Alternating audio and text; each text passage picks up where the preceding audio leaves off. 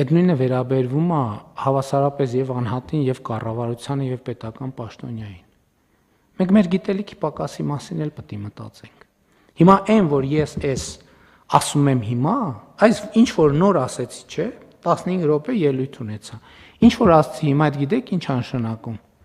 որ ես 7 տարի մնացել եմ նույն դասարանում։ Որտեւ եթե մենք սովորեինք իրար հետ, ես սովորեի 7 տարի չէ, 7 լավ, 6 տարի առաջ ես ելույթը ես նույն ձևով, ես նույն տեղում կունենայի։ Այն որ ես հիմա եմ դրա մասին խոսում, դա նշանակում է պատկերացնում եք, ասենք, որ մեկս դպրոցում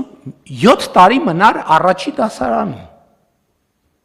Ես 7 տարի մնացել եմ առաջին դասարանում։ Եվ ես շատ կարևոր է, որ մենք սենց խոսում ենք այդ գիտելիքի պակասի մասին, այդ մարդիկ ինչի գիտելիքի պակաս ունեն։